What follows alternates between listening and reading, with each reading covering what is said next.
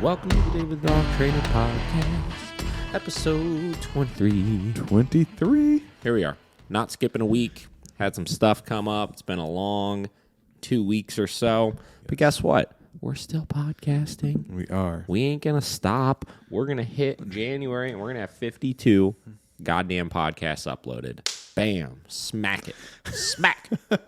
Swat. Yeah. But after this week, everything will be back on track. We are on schedule. Here we are. Josh, what's new? Not a whole lot, man. Today is the mass exodus of emails that I'm going to send out to people. Smack. I have to go to Cloak and Dagger this week because they are getting their patio is going to be finished on Thursday. So that's going to be a fun one. I'm real excited for that. Corey showed me the plans. All right, I was talking about it the other day. It sounds pretty cool. All right, let's talk about this for a minute. So your mass email thing, is this something you want to air on the podcast? I don't know, do I? I don't know. What's going on? What are you doing? What's the promotional tactic? What's the ideas here? What's happening? Do we want to give a little podcast teaser? It's just me trying to find a way to get my foot in the door with a bunch of new clients.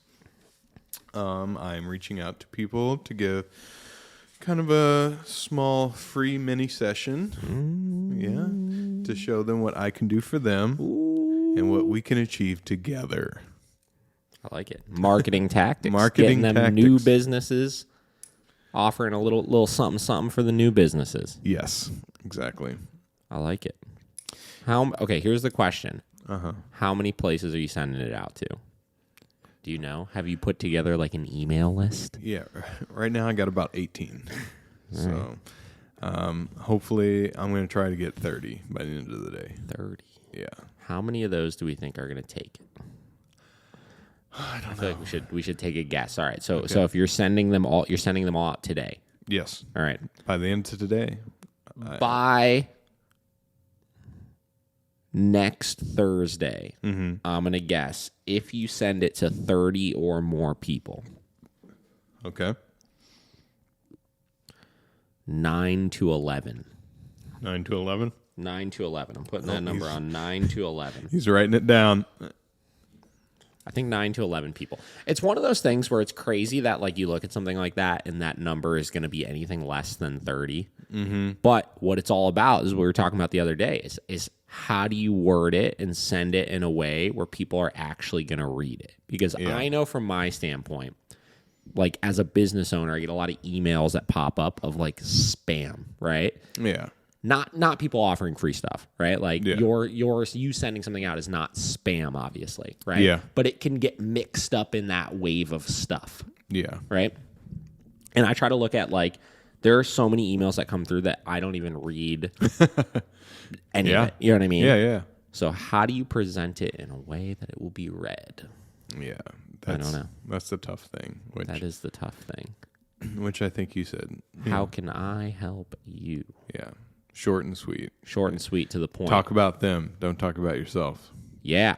I wish I would remember where I heard that from, but that was like the first thing I thought of when I heard it is like, because I've sent out so many emails like that before where it's like, hey, like for example, when I was trying to get some of the sports players and stuff, when I was working with some of them before, I would send out these emails to them or DMs or whatever. And I'd just be like, my name's David. I have all this experience doing this and I've done this and I've done this and I've done this. And we do it to try to like qualify ourselves. So the person reads it and they're like, wow, this person's cool. Right. But they don't care about that. They want to know, how are you going to help me right now? And you got to present it in a way that's going to come across. Yeah. I think, that's my problem because I feel like I need to qualify myself, as you said.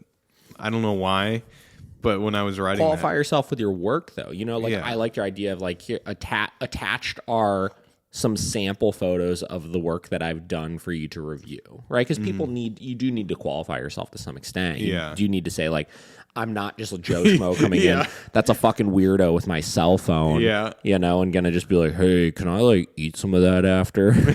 You know? Yeah. So you do kind of need to show that you are professional with things. But frankly, like, that's what your Instagram's for. Right. Yeah. 100%. And you know what I was actually thinking about is, you know, obviously you're going to be sending out emails for this, but I would be shooting most of this over through the DM. Yeah. Because a lot of these, honestly, like restaurants in general, like a lot of them don't have tons and tons of followers. So they're going to see those DMs come through. Yeah. You know? Yeah, exactly. And that gives you the immediate, you don't have to qualify yourself because they'll be like, who's this guy? Click to your profile, see, oh, wow, he does legitimate work. He's worked with all these restaurants before. Yeah. You know? Mm-hmm. That might be the move. Yeah, I'm definitely going to send a lot of DMs too because, I mean, email's not just being from the restaurant, you know, the restaurant industry myself. Emails. I can't imagine a lot of these restaurant owners are checking their email all the time. No, not at all. Yeah, not at all. I mean, we would have like food purveyors just hitting us up, telling us about stuff. My regionals would just never. I'm like, I don't know. I'll tell them. I'll call them. I'll see if they even still have an email anymore. Yeah, exactly. Yeah, if they know how to log into it or not. Yeah. No, I think. I know I keep saying blanket statement of emails, but I also am going to include DMs on that. Yeah. So I would say probably half of them will be, over half probably will be DMs. Yeah. Maybe some I'll hit them with an email and DM. Email and DM. I'm looking at you, Mabels. Mr. Simon. Mr. Simon. We will work together. Gosh darn it. They don't leave me on scene. I saw that. Left me on I'd red. be blowing his ass up every day. I'd be sending a DM every day. Hey, can I take your pictures now? Yeah. Hey, can I take your pictures now? Yeah. Hey, can I take your pictures now? Come on. Give it to me. So I finally, just come in. Dude, I would love any of those restaurants on East 4th, man. Yeah. You know what else? Like, actually, I don't know if this is legal. I'm sure it is. What if you just went there and ordered food and just took pictures of it and then sent them to them? I mean, I guess I could. Dude, I'm just looking at, like, if I really cared about something like that, I'd be like, bam, get it done. Figure out a way to get it done. Yeah. You know? I just go in, bring my entire lighting setup. Set up a lighting rig above your table. Be like, what the fuck are you doing? Yeah, they're just like, Yeah, can you leave? I'll be like, hey, Simon told me. He said it's cool. I talked to him. Yeah. He didn't tell you guys? Yeah. Unbelievable. You just if you let me in the back, I'd like to talk to your chef real quick. He didn't send you that email? Yeah. But yeah, I don't know. Very cool. Yeah. What about you, man? Nothing. Working. Yeah. Getting some new trainers up to speed. Yeah. Matt of Greenwood Pet Services, who's been on the podcast a few times, has decided to join the team. He's been knocking it out of the park last couple of days. Today's going to be a good day for him. He's got a lot of new lessons starting. I don't even know if he knows this, but when he comes in, he's got some new lessons he's going to be doing. So that's fun. So working with him a lot. Making some adjustments at the facility, working on some kind of efficiency things, changing some processes, looking to change up some software that we're using. So we got a lot of big things in the work at the shop. All of the team is on like full steam ahead right now, pushing to get some new shit done. So it's very exciting. So this next month or so, we're smacking it. We're smacking this next month. So that's exciting. We have on the topic of food, Mr. Matt Fish's dog coming in from Melt, which is very exciting. Yeah. I like when we got like notable people in the Cleveland scene. Listen, all our clients are notable people. They're all great. We love all you guys. But listen, I am a part of the Melt Army. Oh yeah, I forgot about that. On my leg, I'm a big fan. Do you remember what tattoo number you are? Oh, I don't have my wallet on me because I have the you original still have the card. Yeah, sitting in my wallet. It's broken up into like a bunch of pieces and stuff. But I used to have the T-shirt. You remember when they used to send the T-shirt with the number on the back of it? Mm-hmm. Yeah, I used to have the T-shirt as well. So I don't know what number I am, but I still get 25% off for life there. I'm a big fan. So they have a 180-pound Great Dane that is having some nipping issues, we'll call them. Oh, okay. He's a little chomper, That's okay. It's little not 180-pound chomper. no big deal, right? Say we got him in, whatever. Yeah. And it comes in Saturday. We're gonna get to work with this guy, Mr. Odin. One-on-ones? No, board and train. Boy, doing the whole thing, huh? Doing the whole thing. Nice. Whole thing. So I'm taking Odin under my belt. Odin will be my dog. And we'll see what we can get. Nice. Aside from that, just working. Long days. Yeah. But hey, it'll all be worth it. So, aside from that, we're going to get right into things. We're on a little bit of a time crunch today. So we are going to get right into our agenda of conversation. So we got two things here. I just want to make sure that I think I got a message or a topic the other day that somebody wanted to discuss. Nice.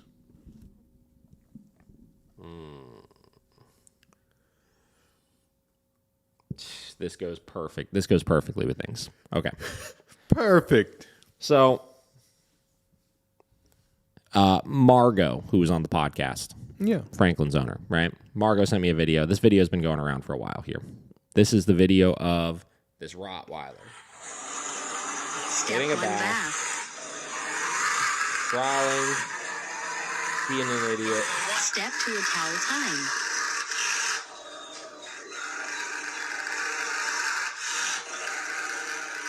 Step 3 brush. And he is happy and done.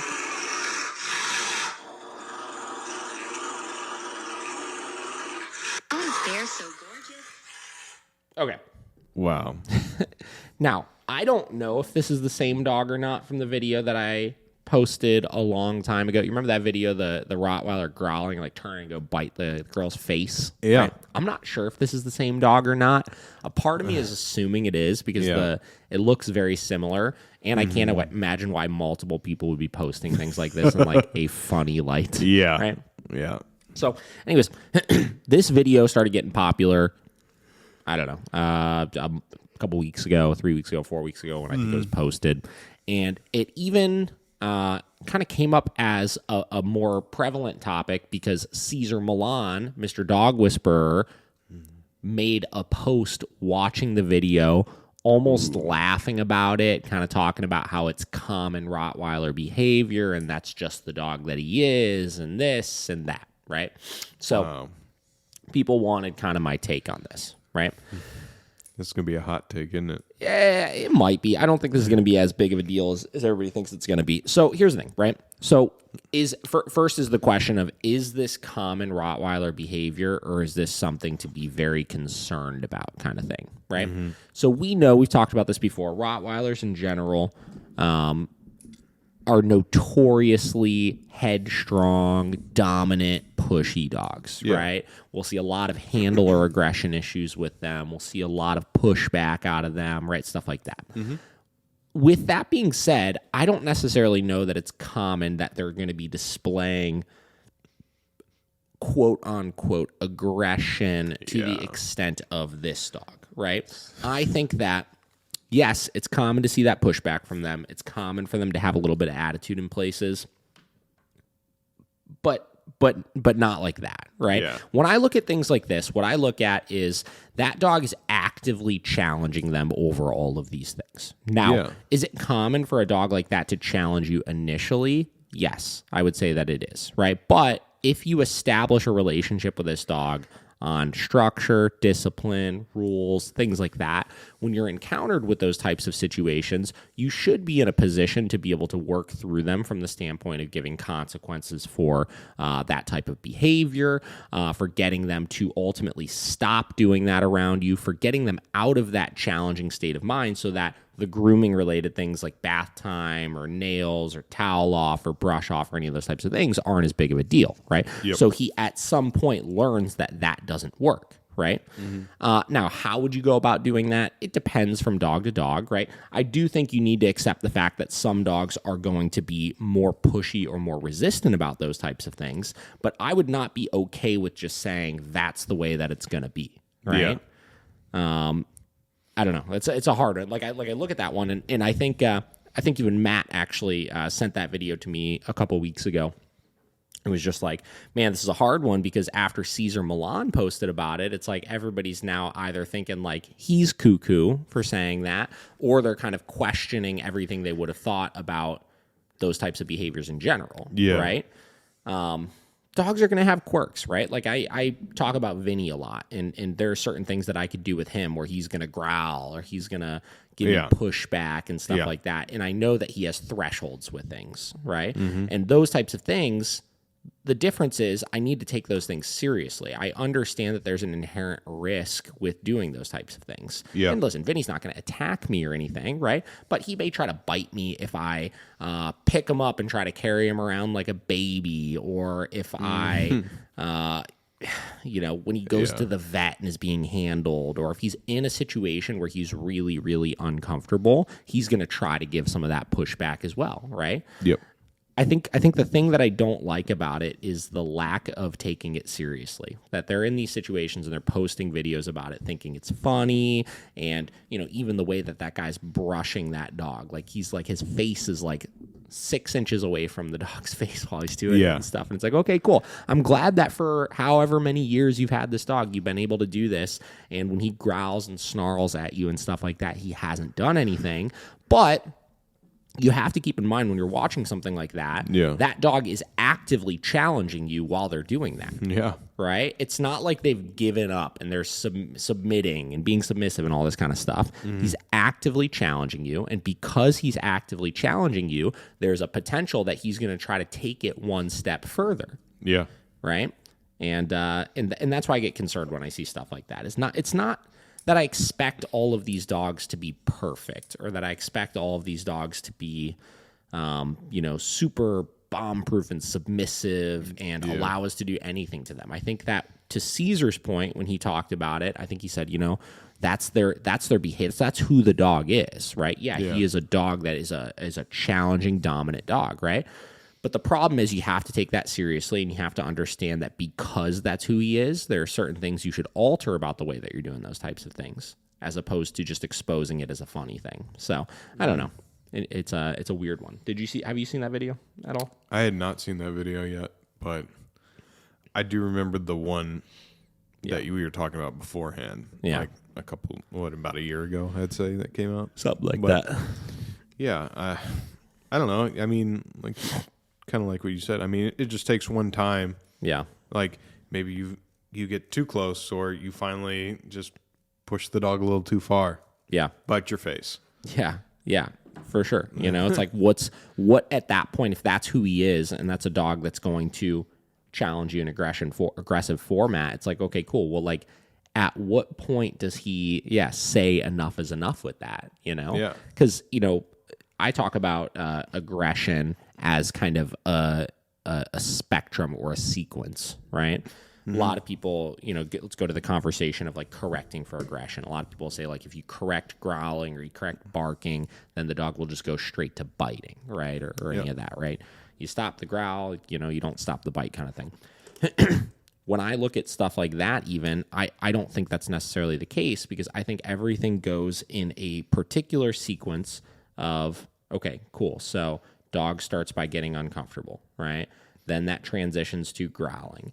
Then that transitions to snarling. Then that transitions to snapping. Then that transitions to actually going after something, right? And in order for it to get to the ladder of going after something, it has to go through those stages. Now, sometimes that may be quick, right? Sometimes that may be really, really fast, but it has to cycle through all of that kind of stuff, right? Flip this phone over. It's bothering me. And when I look at something like that, that's like a middle ground of the sequence, right? And that sequence will always continue to amplify. It's not like it stops right there, right? No. At some point, it will go to the next part of that sequence, We call it the sequence of escalation. We used to use this as an example with reactive dogs, right? If you have a dog, reactive dog, of a dog that looks at another dog, right? Then adrenalizes, then goes to pull towards the end of the leash, then goes to whine, then goes to bark, then goes to lunge, et cetera, right? The sooner in that sequence you can stop that behavior, right? And the more clearly you could stop it to them, it won't escalate all the way to the ladder, right? We rarely ever see a dog go from totally calm to like absolute freaking out lunging without any in between. Right. So equating that to this, with this dog's sequence, I would be looking at where in that sequence do we need to, understand that we need to put in place some sort of safety protocol, or in this case, if we're going to use some sort of correction in order to knock the dog down a couple notches with it, how are we going to handle that situation? Yeah. So I would also be curious, just because a dog is a certain way, right? Just because a Rottweiler is, genetically coded to be a certain way, and that's the dog that he is, doesn't necessarily mean that those behaviors can't be stopped as well. Right. Yeah. Now, I don't know, right? We've worked with plenty of dogs like that before that, you originally started like that, very growly, very challenging over those types of things. And as we were able to isolate certain behaviors and stop them or inhibit them, we've been able to see a massive reduction in the dog's behavior as well. So, even though he's not biting right now, it's like, okay, cool. Well, can we get it better? Because even if he's not biting you, that's a very unhealthy state of mind for a dog to be in. And maybe he's only not biting you when he's doing those types of things because you guys have established a relationship where he knows that he's not going to take it the next step further. But if he cycles into that sequence with somebody else, he probably is going to take it that next step further. Yeah. Yeah. I actually have a perfect story for this. A story? Yeah. I'm ready. So when I was a young lad back in Indiana, my aunt had 2 Rottweilers, Hans and Heidi.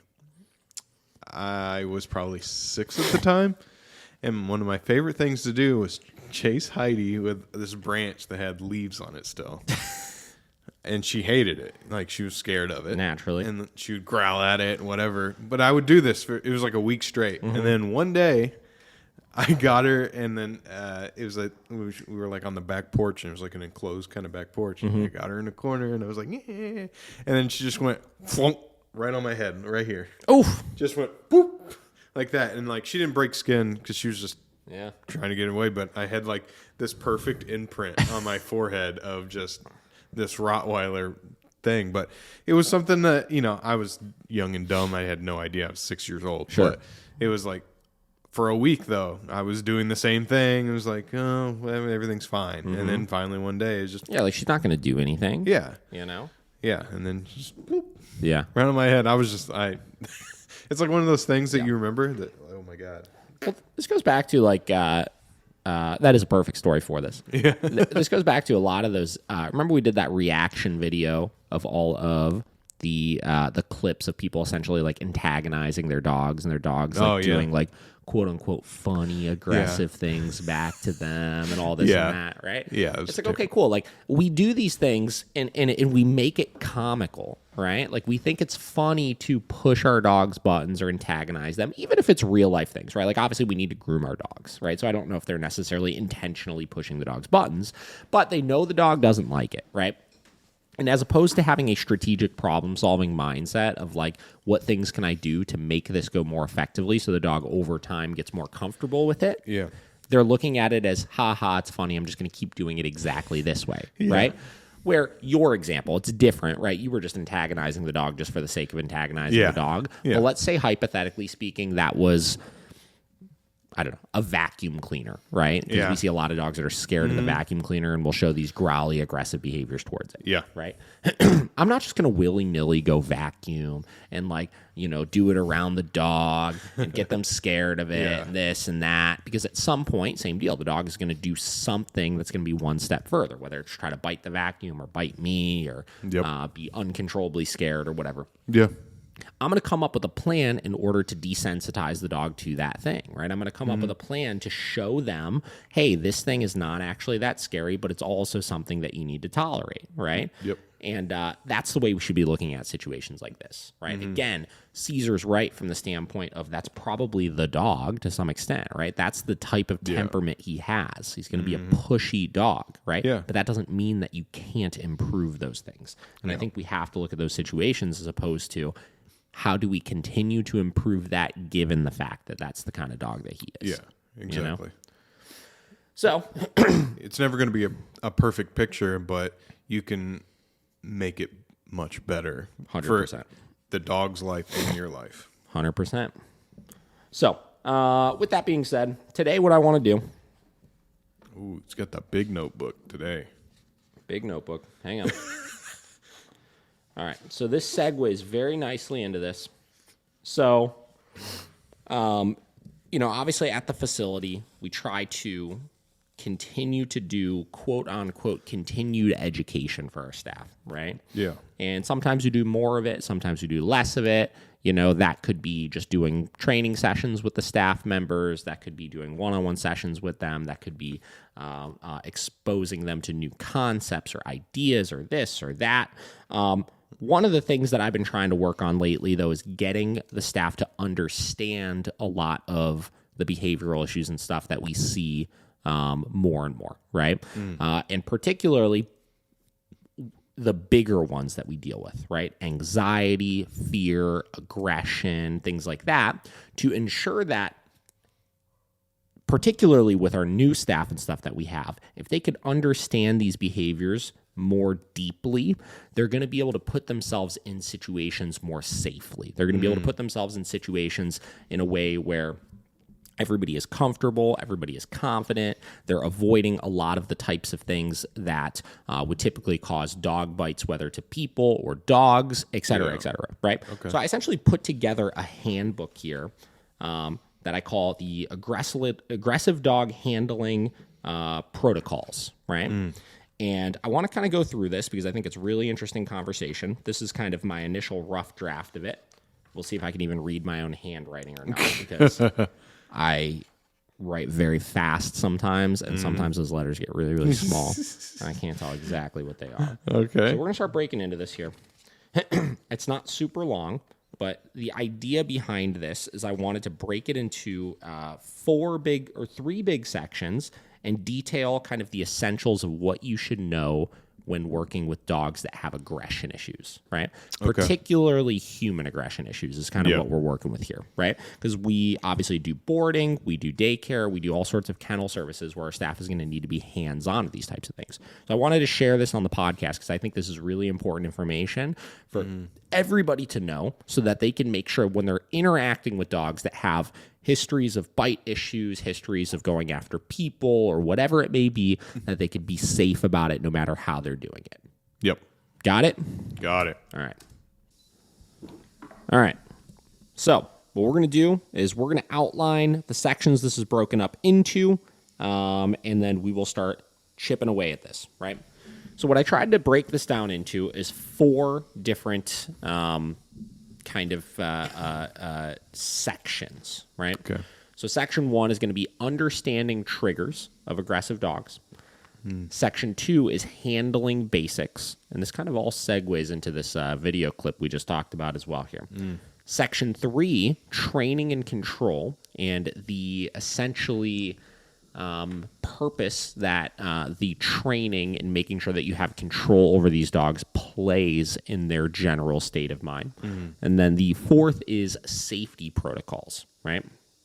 So in each one of those, obviously, we have a handful of different sections. So we're going to start with understanding triggers. So again, I think the first step to working with any sort of aggressive dog is understanding the triggers that they have so that you can be aware of the types of situations that dogs are most likely to show signs of aggression in, right? Because if you could understand those triggers, 9 out of 10 times, even if you never train the dog, you could avoid a lot of problems, right? You know, if you know that when they get reactive, they turn and try to redirect, or in small spaces, they get bitey if you try to reach in, or A, B, C, or D, or whatever it may be. If you understand those things, you can make sure that you avoid those things so that you don't get bit, essentially. Yes. Right? Which is the goal here, right? The goal here is people not getting bit. Yes. So let's start with trigger number 1 here. Reactivity and redirected aggression, right? So we commonly see that dogs who get very startled, agitated to outside triggers, or amp up from e-collar corrections can display quote-unquote redirected aggression. This form of aggression is rarely intentionally directed to the handler, but can still be very dangerous. Things to be aware of when working with dogs like this can follow. If a dog is off-leash barking or reacting to something behind a barrier, they might try to turn and bite you if you go to grab them or remove them. If the dog is reacting on a walk and you correct or pull them away from the trigger, the dog may turn and try to bite you out of frustration. If the dog gets frantic when you correct with the e-collar, you may find they jump to grab the leash or bite at your hand. Typically, if the dog is prone to this, you do not know the dog, we would work them on muzzle in a multitude of scenarios to see if they show signs of this, only until we see a reduction in the redirected aggression when working them would we fade out the muzzle during training, right? So let's talk about this one here. So a lot of times we'll see when we first start working with a highly, highly reactive dog, right? Yeah. We're walking them down the street. We're starting to work on this reactivity. And a lot of times we're needing to use big corrections, right? They get really, really amped up and we have to correct fairly high. And one of the most common things we'll start to see them do is they'll turn and try to see where that's coming from. And they'll kind of take that energy that they're displaying towards this thing and start spinning it elsewhere, right? Yeah, redirecting it. Yeah, and not all dogs display an actual bite when they're doing this, but we'll see a lot of dogs get very mouthy, right? And I think it concerns people initially, which understandably, right? Yeah. Like obviously if you start seeing your dog looking like they want to kind of nip at stuff or nip at your hand or the leash or whatever it may be, you obviously don't want to get bit, right? It's something that you need to be aware of. So I think first step in understanding the reactivity and redirected aggression is how intense or how far will the dog take it in those types of situations, right? A lot of times we'll see one of the number one places people get bit is dogs barking at a fence line and they go run over and try to grab the dog and remove the dog from the situation. Yep. If your dog is in a heightened state of mind and reacting towards an outside trigger, your best bet is to not physically position yourself in a way where you're going to be really close to all of that energy, right? This is where leashes come into play. This is where training tools like e-collars and stuff like that come into play, where you can get the dog to move away from those types of things and get them to calm down before you ever go to physically try and manhandle them, Yep. right? So that's trigger number 1 here. Next one. Pinch points in enclosed spaces. This is one of the most common areas of aggression and are one of the number one places we see people get bit by dogs. Dogs are typically always in a state of fight or flight. The smaller the space that they're perceived to be in, the more likely they are to try to react or bite. We see this in crates, X-pens, narrow hallways, or corridors, or even with dogs restrained on very short leashes. Being aware of this and always making sure we are moving slow, taking our time, and using safety protocols to remove them from those scenarios greatly lowers chance of incident. So, God, man, I'm just like blowing up this morning. I need to keep it flipped over so I don't see it. Jesus Christ. Popular man. Pinch points and closed spaces. Obviously, a number 2 place we'll see stuff like this happen. Pinch points could be, again, your crate, your penned off areas, short leashes. Like this is why we say no on-leash greetings. Obviously, if an owner is holding a leash and you're walking up to them, could be a dog cornered. Anytime the key here is the dog feels like they cannot get away, right? That they are trapped in a specific scenario, the dog will be more likely to try to bite if you go to invade that space, right? Like a back porch with a tree branch. 100%, right? So, moral of that story, make sure you have positions to be able to get the dog out of these types of scenarios in a way where you're not going to see any problems with that. Yeah. Moving on to the next one here. Handoffs and invading space. So this one is extremely similar to enclosed spaces, and it puts the dog into an immediate fight or flight state. The only difference is we typically are the ones creating the state of mind by moving quickly into the dog's space while they are in a position where they feel they can't get away.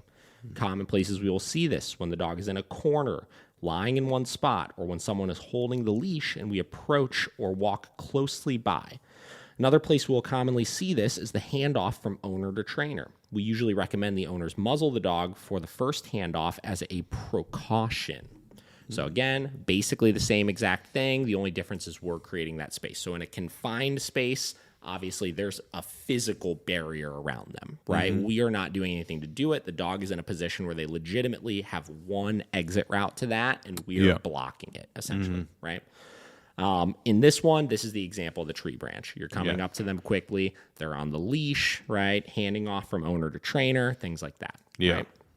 And again, keep in mind, understanding all of these different things, the key about this is you could look at each scenario and ask yourself, is this a trigger of typical aggression, right? And if it is, you need to take a step back. You need to look at the scenario and ask yourself, how can I work through this kind of stuff more effectively, right? Next one, food aggression. Very common one here. Some dogs develop a strong biological instinct to protect their food. Some dogs are more intense than others with it. Typically, the way that we go about actually feeding them dictates how the process goes. There are many things we could do while we feed them to make sure we stay an active part of the process and not allow them to cycle into the defensive state of mind they can. Below is my outlined feeding protocol. So I outlined a little bit of a protocol as far as if I have a food aggressive dog, how I would go about feeding that dog in a way where I could minimize as much of that stress involved in the process as possible. Because here's the thing, the food aggression is coming from a place of the dog feeling like that thing is theirs. So this is a drill that I typically will do as I'm feeding a dog that has food aggression issues. So step one, claim the food bowl. If the dog is particularly dangerous, do them with them back tied off so that if they try to bite, they can't get to you. So you could utilize a back tie against a wall, or you could use a back tie that somebody else is holding, or it could be something that just ensures if the dog does try to come at you, it can only get so far, right? So that's the first step here with this. I would say a good majority of dogs are not so dangerous with this that you have to do a lot of that. A lot of them are just going to get growly, snarly, and stuff like that over the food, but they're not really going to leave that food bowl, right? So you got to use your best judgment on understanding the dog you're working with in order to make that assessment. So start with your e-collar set at a highly motivating level, unless you're using an alternate means of correcting. Set your food bowl down on the ground with no hesitation. Do not tell the dog sit or wait. If they go for it before you say so, tell them no and correct. You repeat that process until they are patiently waiting for the food. Now, this is the first most important step of it that I see most people mess up, right? Is they have no control over that bowl, right? When they have that bowl in their hand, the dog is jumping, they're trying to get it, they're hyped up, they're jacked up, and they are in zero state of impulse control, right? First step is getting them in impulse control. Now, I do not use a sit or a wait command or anything like that because those imply that we would be correcting for a command, not for going for the food. I want to tell them the food is what I'm telling you can't have right now. The second they stick their mouth in that bowl before I tell them, okay, they're getting a big correction for that, and they're understanding that thing that you think is yours is not right now. You cannot have that right now. We make them wait for it, and we wait until they're being patient about it. Now, for, I would say, the low to mid food aggressive cases that I work with, this first step solves the problem. I mean, literally, this first step gets them out of that state of mind of like, whoa, you're telling me that that's yours right now? How interesting. Why didn't you just tell me so, right? So this is the first most important step. Step two, release the dog to eat. Stay close while they're eating so they get used to your presence near them while eating. Again, this is the second step of it. Now we have to tell them, okay, it's very normal that as we start working through this process initially, that the dog may be a little bit hesitant to approach the food bowl because they may have just gotten corrected a couple times at a higher level for going for it. That's okay. You can kind of encourage them. Hey, here you go, whatever, until they start eating. And then the other most important part is stay in their space while they're eating. Most people do this. They put the food bowl down, and they back up, right? Mostly because they're nervous, right? Understandably so. But the second you do that, you're teaching the dog that as they approach the food bowl, you're going to back up, which is reinforcing that state of mind of defending the food. Right? So don't do that. Stay with them. Get them used to your presence.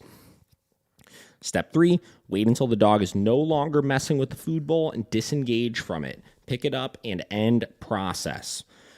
Very straightforward. A lot of people, once the kibble is gone, try to go and take the food bowl while the dog is still messing with the bowl. Let them do their thing. Let them lick it for 4 minutes if they want to until they go and walk away from that food bowl. Once they do that, pick up the food bowl, go away. I don't overcomplicate this process any more than that. I think that a lot of food aggression is greatly exacerbated. Is that the right word? Yeah. I think it is. Yeah. I don't know if I've ever used that word in a sentence before. Another one. Smack.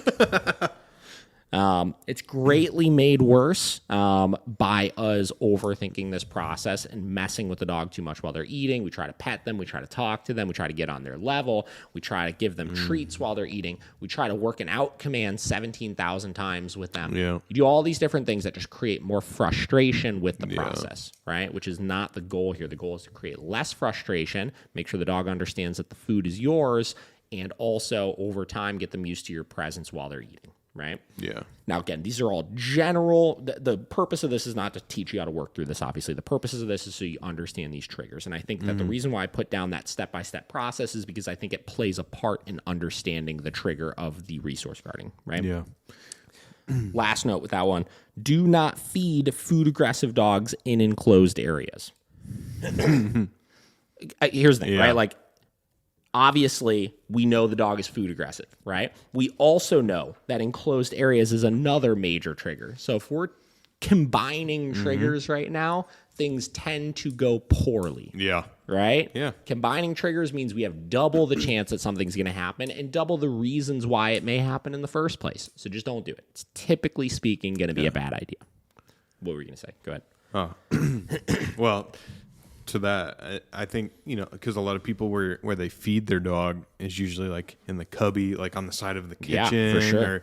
or by the back door. So it's like in this little hallway Nook. Yeah. little nook area. So that's a good idea. Find a nice open area to do it in. Yeah. And then the thing I was originally going to say, I feel like what your first point of don't tell them to sit or down because we talked about this with the fence fighting last week. Oh, with the command command. Yeah. Uh-huh. Yeah, because it is such an easy thing to mess up that you don't understand that you're not communicating well. Yeah. Because your dog's thinking, I didn't do the set part. It's not the food that they're worried about. It was that command prior. Yeah. And I mean that's like got to be a huge mistake for people at home. Yeah, and here's the thing. I mean, you got to look at, like, are we looking to solve the problem or manage the problem, right? Yeah. There are situations where managing the problem is necessary, right? So, like, I have a client that has a dog that resource guards, like, miscellaneous objects in the house, right? And I think that they're only going to get so far with working through it, and they've hit a point of really good management at this point, right? Yeah.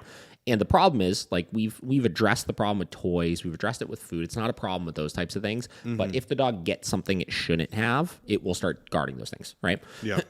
Now, the problem is this dog also gets pretty intense about its responses when it guards those types of things. And if you're in close proximity and try to give corrections for it, the dog will try to redirect, right? Yeah. Like we talked about in the first one, right? Yeah. So we had to, in place, put for situations we can't predict, for situations we're not prepared for and can't handle perfectly like we typically would, we've had to put in place management techniques of utilizing things like a come command or a place command or things like that to redirect the dog away from those things that they're guarding initially in that moment. But that's under the understanding that that's not going to actively do anything to solve that problem right there. It's just going to help you be able to gain back control of the situation so you could essentially like live to fight another day. Yeah. Right? So it's necessary sometimes, but early on, if we're looking at situations like this where we're trying to establish a clear routine, the sit or the wait is not going to be productive. It may look the same, right? The dog may wind up sitting and waiting when you follow my protocol here, but they're doing it for different reasons. Yeah. And that's what you have to understand with this, right? All right, last trigger here. Unstructured environments. Keep in mind that because aggression is typically managed and not fixed, this is an important one, their behavior will be 100% dictated on the environment that we create for them. As we start to loosen up or set seemingly little things slide, the dog regains a sense of control and confidence that typically is followed by pushy and or aggressive displays that we are used to seeing with them. It is imperative that we always maintain a high degree of structure and discipline for these dogs when they are in our care. Every interaction counts and can be leveraged. Will it be by you or by the dog? Ooh. You like that end there? I remember when I wrote this, and I was like, I wrote that end line, I was just like, ooh. Smack. Another smack. That's a good one. Understanding unstructured environments. Listen, again, and now we're starting to get into, right, like a lot of these are all typical triggers for aggression, right? This one is a typical trigger for aggression, obviously, but this one is extra imperative for the real dangerous dogs, right? Yeah. The ones that like really are a bite risk, the ones that really can do some damage. You know, we have a small handful of dogs that come into our care that I would say they're hard dogs. They're dogs you really have to be careful with. Yeah. And they're dogs that would not be afraid to challenge you if push came to shove, right? Yep. And that's where you got to keep in mind, very first thing I said, aggression is typically managed, not fixed, right? With those types of dogs, those 5%er dogs, 4%er dogs, whatever it may be, those dogs you have to understand it's not going to go away. So it's extra imperative you understand all of these different triggers so that you can make sure you stay safe and you could understand how do I work through this kind of stuff. And the number one thing is making sure you provide as much structure as possible. If their day can be routined and consistent and you could have clear defined ways of how you do A, B, C, and D, you typically will not run into issues with these types of dogs. I remember when I worked for Rob, and we would have these handful of dogs that would come and board with us. Two of them in particular I remember. Resner and Lausius, right? These were two German Shepherds that were from the same breeder. This guy out in Kentucky, I think they were called Creative Kennels or something like that. And these were, to this day, the most badass fucking German Shepherds I've ever worked with in my life. I mean, just the names. Badass fucking dogs, man. Big, working drop, like big dogs. Yeah, you know what I mean? Like, you thought Cade was big? Like, they were bigger. Yeah. Like, these were big, tough dogs, right? These dogs were also very aggressive, but their aggression was very predictable per these types of things. It wasn't miscellaneous, sporadic aggression. It was, we're headstrong, confident dogs, and if you try to get us to do something we don't want to do, we're going to try to bite you. Yeah. Right? So what did we need to do? As two newbie dog trainers, Jake and myself, we had to come up with consistent routines as far as how we did certain things with them. Stuff as simple as when Resner came into our care, and listen, we were scared of these dogs, right? Like they were tough cookie dogs, right? And like we didn't own the company. Like what, you know, like we couldn't just be like, these dogs are going to board with us or not board with us, right? We had to get it done, right? So we wound up we wound up coming up with consistent routines. And I remember one as simple as how we ran the dogs outside to go to the bathroom and back in. One of Resner's biggest triggers and one of the places he tried to bite both Jake and myself and like actually come after us, like big time bites, right? Yeah. Was when we would bring them back in from outside and we would go to put a leash on them and walk them to their crates, right? Now, keep in mind, we did not train these dogs. I know they had a little bit of training on them, but they were not. This was a gray area of like, again, not our company, not our problem kind of thing, but like we need to also care for these dogs that we don't have any control of. Right? So you'd go to clip a leash on these dogs and immediately they were jumping up the leash at you trying to bite you, right? So, okay, cool. I guess walking you back to the crate and making you get back in the crate is not an option. So what did we do? We made sure anytime we ran the dog, we portioned out their meals in the morning to X amount of times we're going to run them. So say they're getting ran 3 times, well, we're going to take their daily amount of food. We're going to portion it into 3 bowls. And when we put them outside, we put the food bowl in the back of the crate. Yeah. We have one person by the crate door. Other person opens the door to let the dog in. Dog's like, hell yeah, it's mealtime. Runs into the crate. Close that door behind him. Boom, problem solved. We came up with a structured environment to make sure we work through that issue. Now, I'm not saying that is the solution. Because that does nothing to fix the problem. And there's a whole lot of risk that goes into that scenario as well, where it's like those dogs are off leash. If they just decided at that moment that they had another problem with something else, that could have went south real quick. But we had to come up with something to be able to structure that environment. Yeah. Right? So structure is everything, routine is everything, predictability is everything. Yeah. When random shit starts happening, or we got to move them into a place that we typically wouldn't have them before, or we have to run them in a way that we typically wouldn't run them, or there's different types of handlers handling them, where some are doing things a certain way, others are doing things another way, that's going to keep that dog in a constant state of guessing. And an aggressive dog that's in a constant state of guessing is going to be a dog that's going to be a constant state of looking to see what they need to bite. Yes. Which we don't want. Not at all. So, unstructured environments. Okay. Big key with this. Yes. All right, so those are the triggers. Those are the basic triggers that we have here. Next step here. Also, I am having a real hard time reading my handwriting. I should do something about this. I'm like looking at it, I'm like, woo. I was like, man. All right. Next step here. Handling basics. Yeah. Right? This one is pretty simple, right? This gets into a lot of the stuff we talked about with that Rottweiler earlier, right? Handling basics can be really, really imperative for working with aggressive dogs, because it allows us to, let me read my blurb. There we go. I put my own words right on the paper, so let me read it. All right. Typically with dogs who are aggressive, there's a list of handling basics and needs we need to know the dog will allow us to do as their handler if we are going to gain respect from them. For any dog I do not know but will need to be handling, I check these boxes as soon as possible to help get past any hurdles that may get in the way of influencing the dog the way I need to later on. Make sure to use a muzzle where needed with these steps. I always caveat that in there, because these are the big areas where we'll see aggressive dogs that will try to bite as well. Yeah. Handling related things, right? So what's the first one here? Petting, right? There are plenty of dogs out there that do not like petting, right? Yeah. They see it as challenging. They don't want you to interact with them, and they're going to tell you that they don't want you to interact with them. So general physical contact and petting alone can be very challenging for some aggressive dogs. Immediately sharing contact on different parts of the body can show you where the dog is more sensitive or may trigger aggressive displays, right? So the reason why I like going through this, where I pet the dog and hang out with them, is not to get them to love me and to share this affection, make it all sweet and stuff like that. I'm looking to see where the hypersensitive spots are.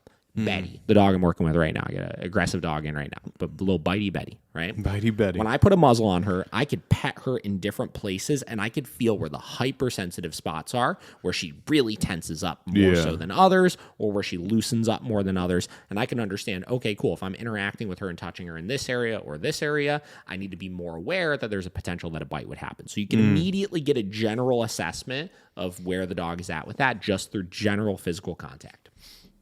Next one, nails/grooming.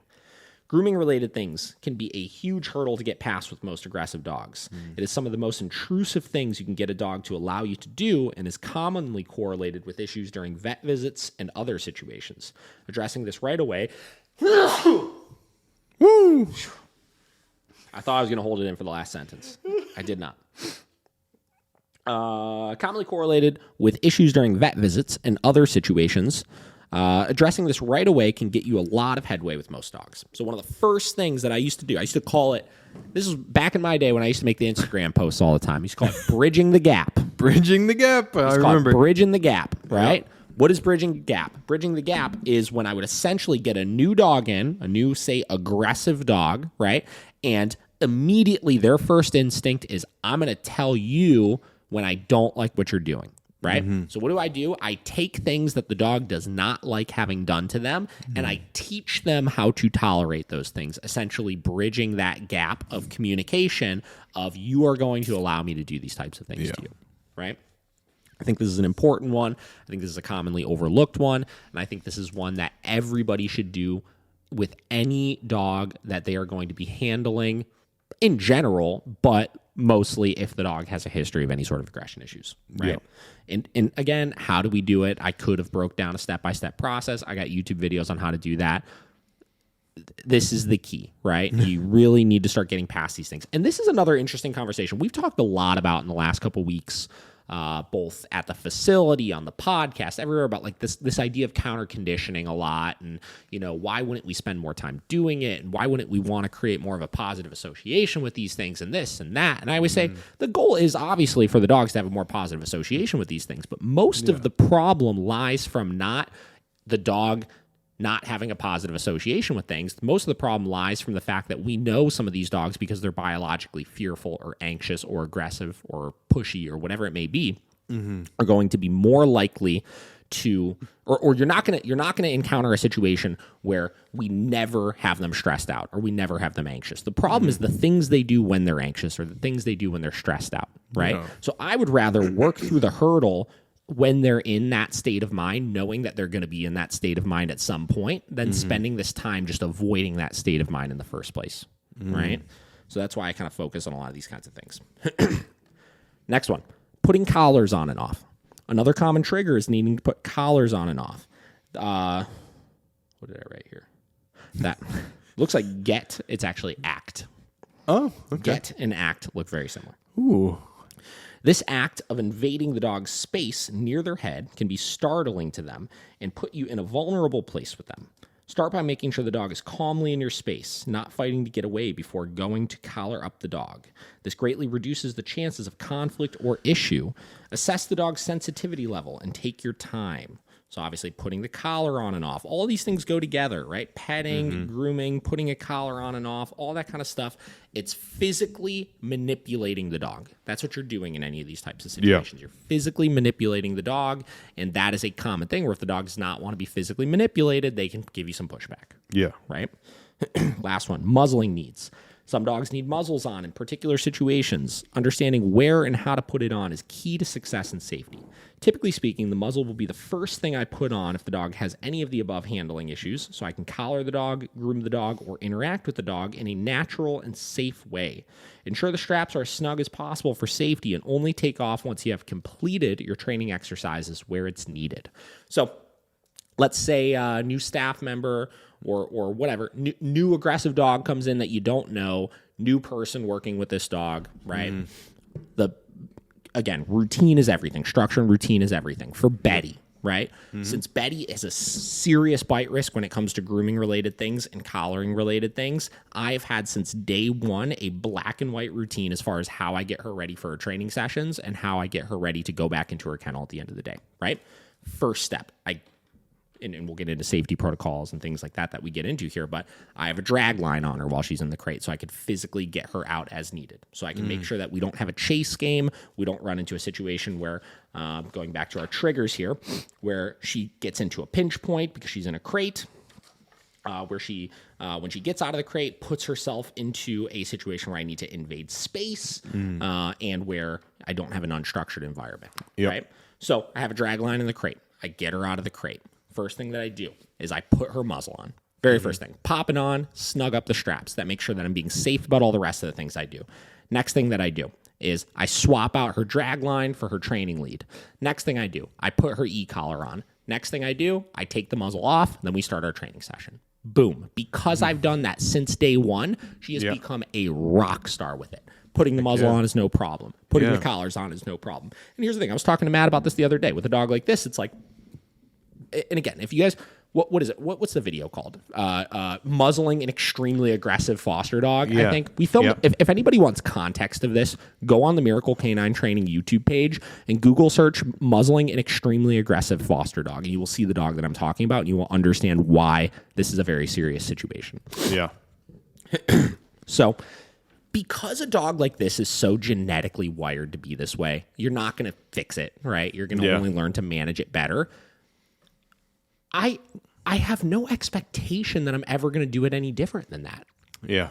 If it takes me 3 minutes in the morning to get her ready as opposed to 1 minute, that's not the end of the world. If that means that I can do it safely and have a structured, clear thing that I could do to make sure that there's not any problems. Yeah. Battery check? It died. All right, that's okay. Quick battery check. All right, battery is charged again. Back in action. I was ranting there. Yeah. Camera battery died. Here we are. Anyways, so I have no expectation that routine is going to be any different than that, right? Yeah. And it doesn't matter. Why would I want it to be any different than that, right? Because it's a safe, clear way that I can make sure is successful for everybody. That's something I can instruct anybody to do with this dog to make sure that it goes well, right? So I don't even know where we're at in this. Oh, yeah. So the thing is, when you look at these handling basics, as you're assessing the dog's intensity with these types of things, what should be happening in your mind is you should be creating this idea as far as what that's going to look like. When you go to take that dog out for the day and you go to get that dog prepared, what sorts of things are you going to need to do to make it go well, right? Because if you go into those types of situations wonky, things start going bad, right? Any one of these dogs that comes into the care, when I go to get them out of the kennel, I have a picture before I even go to do it of how I'm going to do that. Yeah. Right? So you have to look at these kind of stuff when you're working with these types of dogs. All right, next one. Training and control basics. All right. Because most aggressive dogs' behavior is very relationship-based, we try to establish leadership through training, structure, and discipline with the dog immediately if we'll be handling them. Outlined are some of the basic things to look for to begin shifting that relationship. Okay, so obviously aggressive dogs, because you manage it and not fix it, it's very much dictated on the relationship that you have with that dog, right? Just because I may be able to do certain things with Vinny does not mean you can do certain things with Vinny. It's because I have a particular type of relationship with him or any other dog, right? Yeah. So how do we start to establish that relationship with the dog? We typically do it through training and control. As the dog realizes that we have influence over them and that we have control over them, we start to shift that perception in their head of pushing back on us over things to complying to things with us. And the more we can get a dog into a compliant state of mind with all of these things, the handling things, the petting, the nails, the grooming, the collars, the muzzling, the structured environments, the food protocols, all these types of things, the more we can establish that type of relationship and get them in a compliant state in all those places, the more we shift that with ourselves. And that's the key, even in the context of our facility. I may establish that relationship with this dog, or Krista may establish this relationship with that dog, or Bridget may, or whoever may, but that does not mean that it generalizes immediately to the next person. Anybody that's handling this dog or these dogs needs to be able to do all of these types of things, needs to be able to shift that relationship one at a time. And typically the more people you add into it, the easier that will get, but you still have to be aware of it. All right. So what are those things? Full compliance of the core basics. Now, this starts getting more specific into like our training center and our expectation of dogs, right? Okay. Because we board only dogs that we've trained before, a lot of this stuff is going to be contingent on the things we typically would teach these dogs, right? So I'm assuming a dog has done some training with us, or let's say a reputable training company that has done very good e-collar training with the dog. Okay. Right? Okay.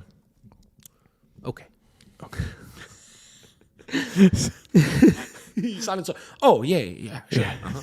No, that's not how my okays are meant to be. Yeah. All right. So the first one here.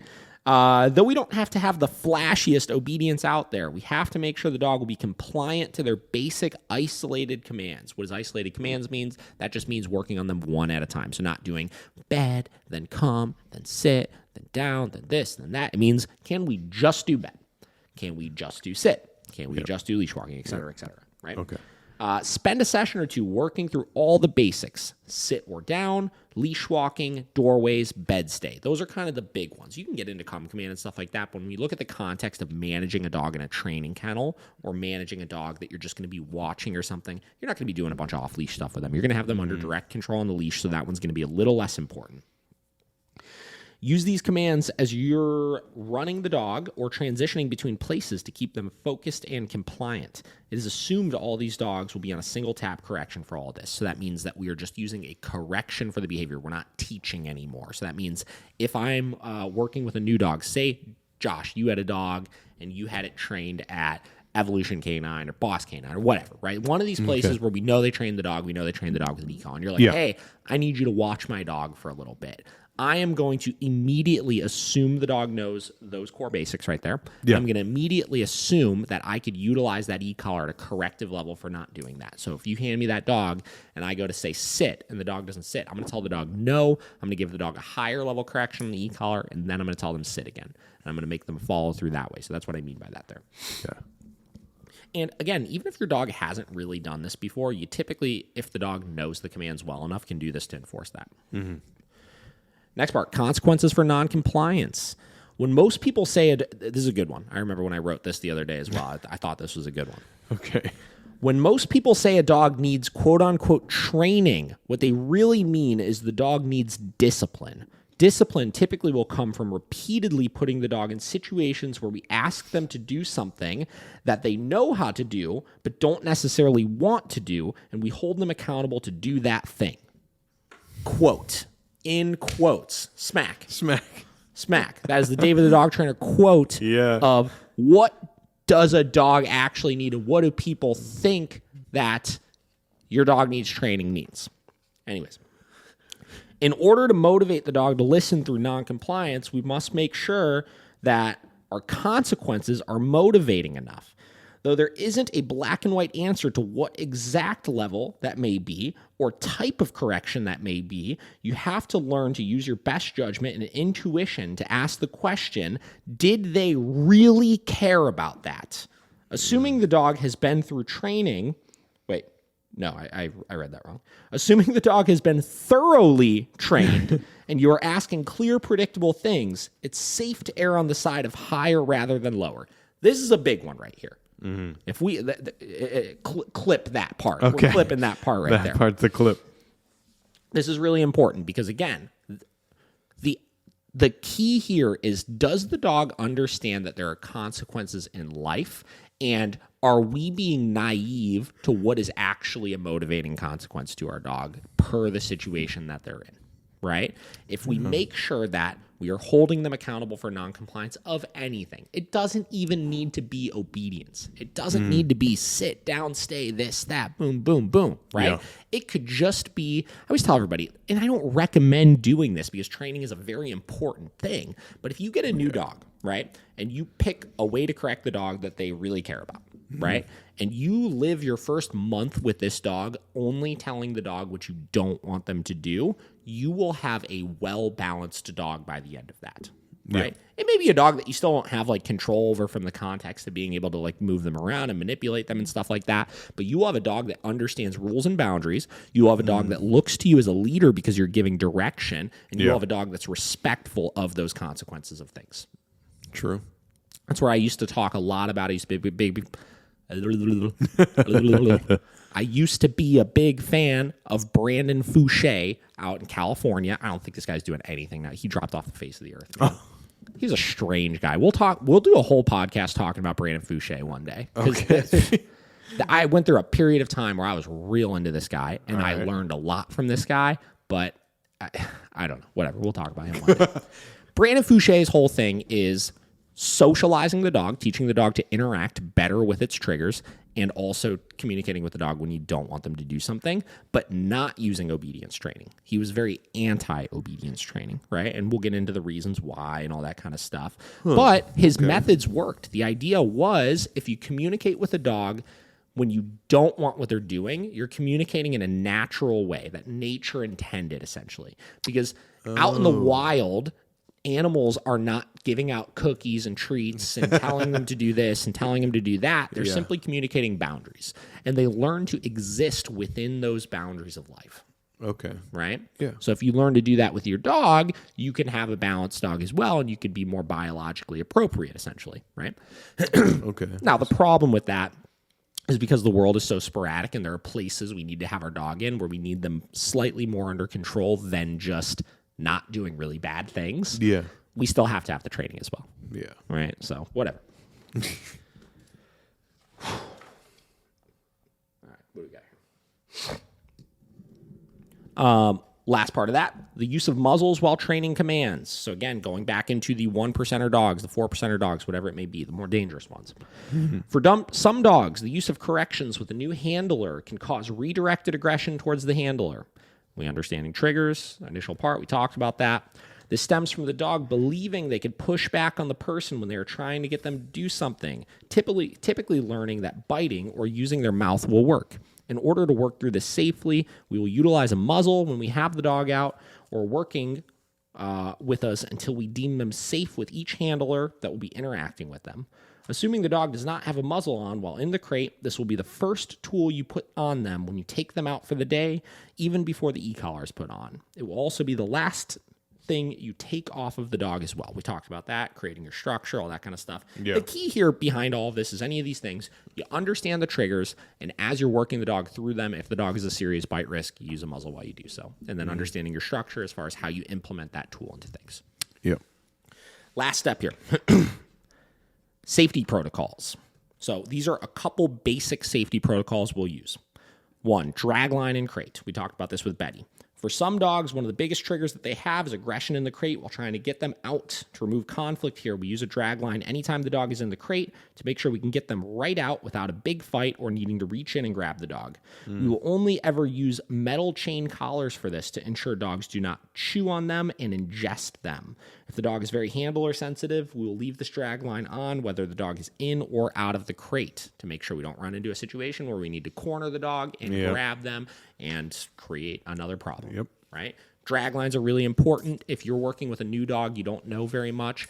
If you have a drag line on that dog, you're going to eliminate 90% of problems.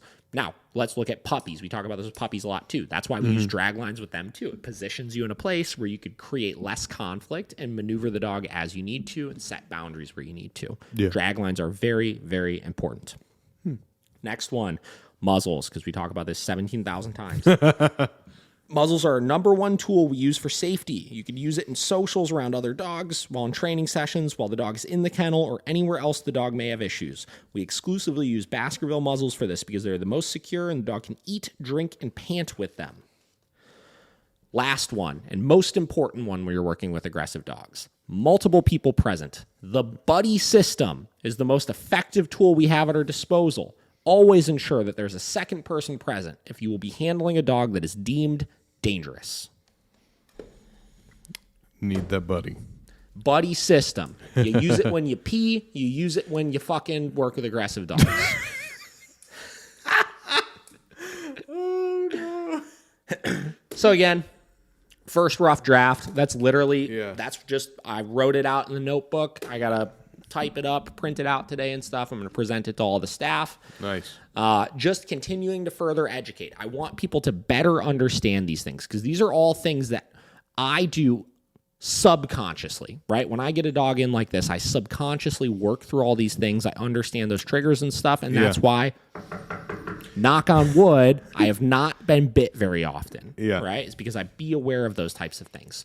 So the more everybody else is aware of those things, the more that they can start to feel more confident in those types of situations as well. Yeah. And like I said, this is something everybody can benefit from. This is something that I'm not trying to hide the secrets and all this kind of stuff, because the goal right now is helping people and helping dogs. So the more that I can provide this kind of knowledge to people, I think the more effective people's handling is going to be, the less dog bites we have, and the better overall everything kind of functions. So I'm happy to present it. I mean, the more confident you feel with an overly aggressive dog, the better the outcome's going to be. 100%. Because it's all about your mentality when you're going into that. I mean, if you're going in kind of like fearful about what's going to happen, I mean, you're going to make a mistake. You are. Yeah. You're correct. Also, before we're done, like, why do you think muzzles get such a bad rap? Because nobody wants to admit or accept that they have problems. It's a good... Fear is a powerful thing, right? And because nobody wants to admit or accept that their dog has problems, they don't want to use a muzzle because of that stigma that it's going to put on my dog has a problem, right? There is an issue that I'm working through. And I don't say that in a negative way, but when you go out and you have your dog on a muzzle, you are immediately saying my dog struggles with things. Yeah. Right? That's true. A lot of people are too confident or too insecure in order to do that, right? Yeah. And then from the outside looking in, I think a lot of people's insecurities cause them to place judgment on other people with that kind of stuff. Right? True. Because somebody is insecure or just an asshole, frankly, they'll look at another dog that's muzzled and they'll be like, oh, that dog is bad. Yeah. Right? That dog's bad. You have problems. Yeah. You shouldn't be having this dog out or doing this or doing that, right? They project that onto these other people because of their own insecurities, usually, I think. And that sucks because Such a good tool. It's a great tool. Yeah. It's a great tool, and it allows you to do a lot of things, So, yeah, I'm a big fan of them. Yeah. Naturally. I talked about them a bunch of times there. Yeah. I know. It just sucks that like some people are so wary of such a like useful tool to help their dog out and get better so they don't need one in the future. Completely. I agree. So, I think that was good. Productive. We had an agenda today. This is the first one we actually had a plan. Worked through it. Yep. Hopefully the Aggressive Dog Handbook assists you guys in your understanding of aggressive dogs.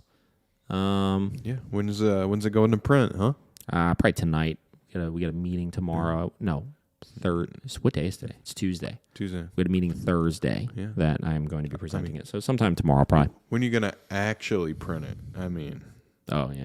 Yeah, the David the Dog Trainer Handbook. We'll get there eventually, one of these days. Yeah?